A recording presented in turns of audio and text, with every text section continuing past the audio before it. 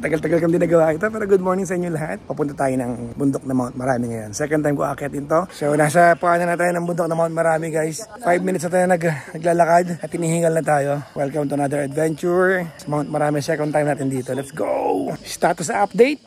We are 30 minutes away dun sa start ng assault dahil nakaka 1 hour mahigit namin. Siguro around 1 hour 10 minutes kami naglalakad na. So maybe around 30 to 40 minutes dun sa start ng assault. So another 30 to 40 minutes mula doon. So maliwanag na. Ito yung mga kasama natin. Nasa summit naman may pang-cloud. At ang ating kuya guide. Kaya hello ka naman. No? So second time po dito. Kaya na-mention ko kanina. And nung una, ang lala nung bad trip ko nung kasi pagod na pagod ako. Pero ngayon parang nag-improve din stamina natin. Let's do it. So, completely maliwanag na at ang dungis ko na pala. So, from here, maybe around 30 minutes bago dun sa bukuhan ang tawag nila, tindahan yon.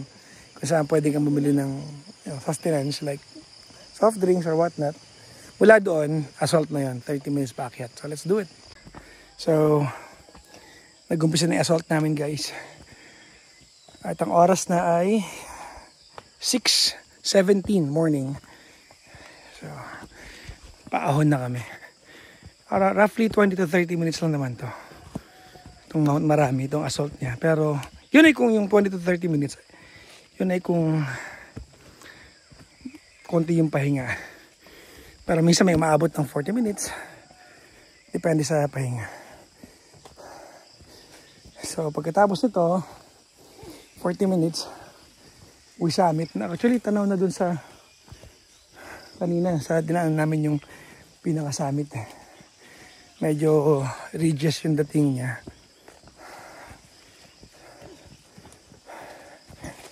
Pero pagdating mo sa tuktok, hindi mo siya ma-appreciate na ridges kasi flat yung ibabaw. Kaya tinawag ito Mount Marami kasi marami siyang peak. Kaya ilang peak to kuya? Siguro maka 7 peak yan. Oh, 7 peak kaya Mount Marami, maraming peak. Yung inakyat natin kayo last time, doon na tayo pupunta ngayon? Oh, doon sir. Yung pinakamataas? Oo. So yun. No? So each peak, parang another 30 minutes yata pag tinawid mo. So too bad kasi this season, walang gaanong berries.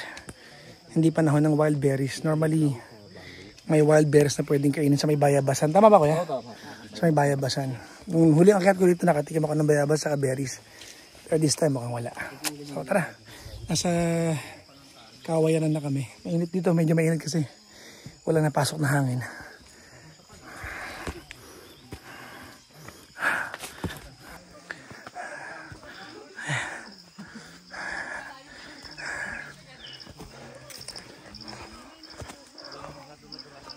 There we go. Yan si Klong-Klong. Nasa harap natin sa kasikert.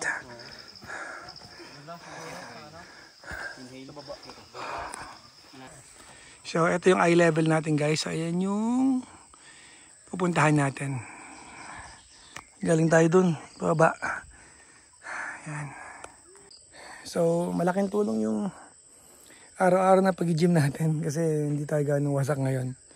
Pawis ako pero ayaw pa na stamina. So, parang yung katawan natin hindi ganong nag-a-adjust. Although yung oras lang siya sa dumaaga ito sa gising ko eh. Ayan, so maliwanag na actually, pala 7 na. Around 6:40 in the morning na. At nasa gitna kami ng kakahuyan. Medyo mainit kasi wala pang pasok na hangin. Medyo mainit.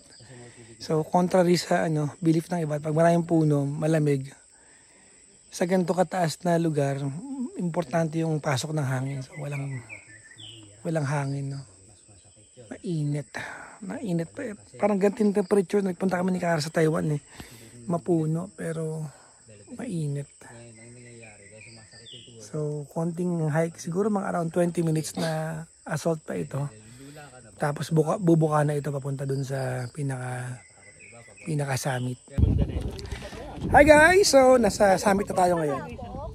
Ito na yung summit ng Mount Marami. At kumakain tayo ng bilo-bilo na baon natin.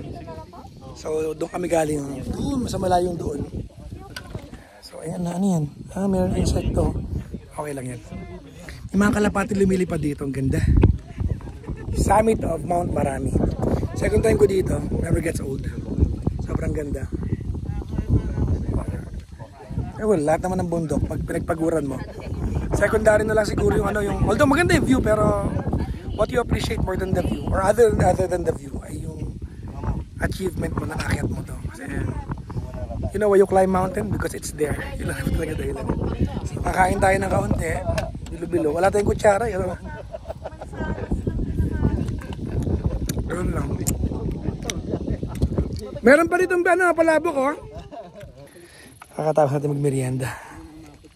Oras, it's 9:22. Ganda dito, guys. Kaya na sinasabi ko lagi pag meron akong vlog sa bundok. At least once in your life, climb a mountain. Chat kayo. Iba sa pakiramdam.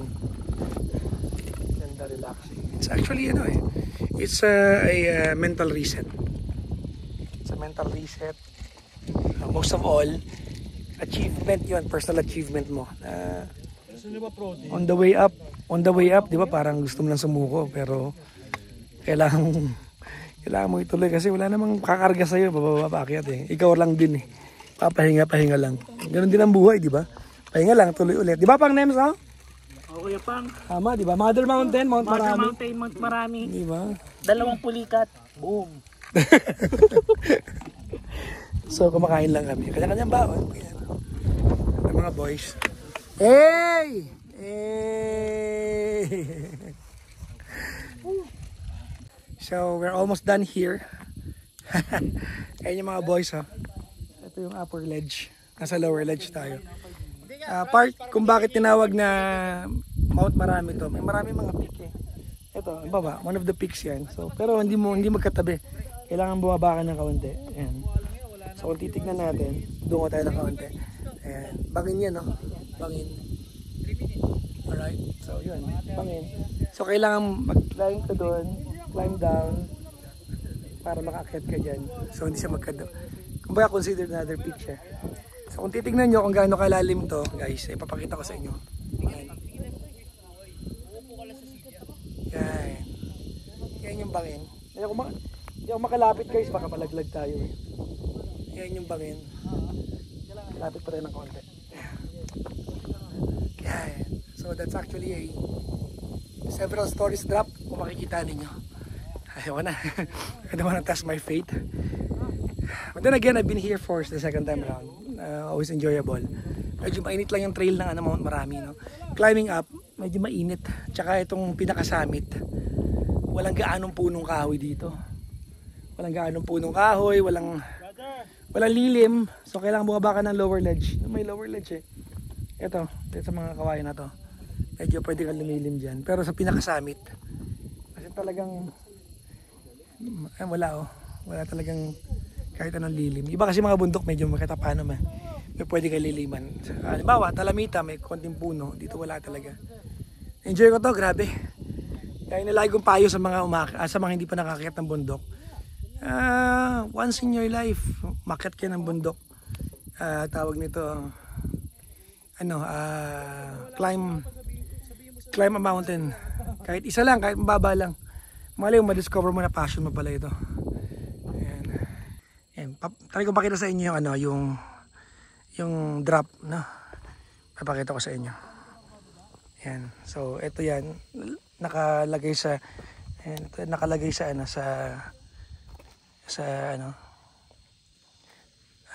phone holder na may arm na mahaba ito. So yan yung drop. There you go.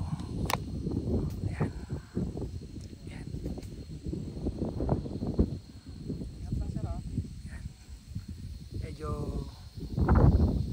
Medyo malalim rin, ano?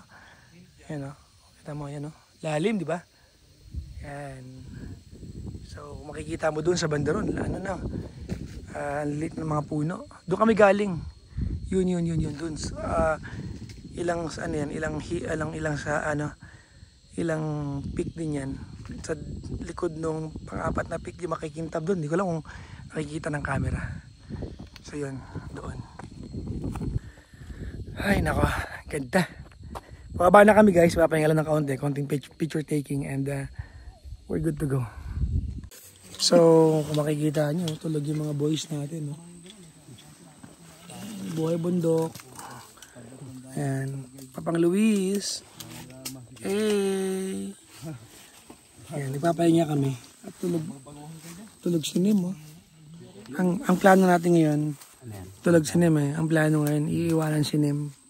Pagkagising niya, siya na lang matitira mag-isa. Paggising niya, Tuesday na. Tuesday na paggising niya. Yan ang plano. Pero narinig niya yung plano eh. So hindi naman niya pinapasin. Mukha naman gusto niya yung plano natin. Oo. So baka maging ito na yung una at huli na lang. Oh, willing victim siya. Sabi ko na dapat hindi ako sumama sa kanila. Kaya nga eh. E di sana ngayon nagbe-breakfast pa ako sa bahay. Tamers. Pababa na tayo. Coming from the trail. Doon kami galing oh. Yan, dyan kami galing. So kung titignan mo, layo. Tignan mo na, saan tayo ngayon? Yan, dito tayo. So hindi mo imagine, naakyat mo yan oh. Diba? Little by little. Nice one. Ang init dyan guys, sobra. Ayan. Ganda. Pero mainit na kasi mag-aalas 12 na. Ayan, ating guide. Hello po. Tara, magbubuko just tayo dun sa isang camp. Let's go. Eto na po tayo guys. We're back sa kalsada po ng jump off. At eto si Klong Klong. Hindi na po siya tao. Naiwanan na po siya ng kaluluwa niya. Grabe. Grabe. Okay ka lang, Nax? First time ko maging masayang makakita ng semento. Masaya-saya ko. Grabe. Masagad kami guys. Mount Marami, iba ka. Talagang test of will talaga ang Mount Marami. Ang lala. Kanina wala ka ng lakas. Puso na lang, di ba? Wala. Puso tsaka kami. Saan mo naman kami? Kapit ka sa amin eh. 2% daw kanila. 2% oo. Bit ka namin eh. Anyways guys, so salamat po sa ating guide si Kuya. Ayan, salamat. Thank you very much sa mga pagka pupunta kayo ng ng Mount Marami. Wag kayong payo ko lang, wag kayong mag-DIY. Wag kayong mag-DIY. Tulong niyo sa mga lokal 'yon. Livelihood nila 'yon eh. Ibigay niyo na sa kanila na i-guide nila kayo kasi pag nagka-aberya, pag naka-DIY kayo, sila rin tatawagin niyo. Sila rin kukuha sa inyo. Sasabihin nila sa inyo, dapat dumahan kayo sa barangay. Ganun, totoo yan. So, sa mga gusto po makita Mount Marami, punta po kayo ng Barangay Ramirez. Barangay Ramirez po dahil nandun po yung jump off point. May lang siya, tawag nito, may basketball court lang. Ha? Sige, maraming salamat sa panonood ng vlog na to. Sana hiningal ko kagaya ko. Sunog ako guys. Mga akong tosino pero masaya ako. Thank you for watching guys. Please subscribe. Bye-bye.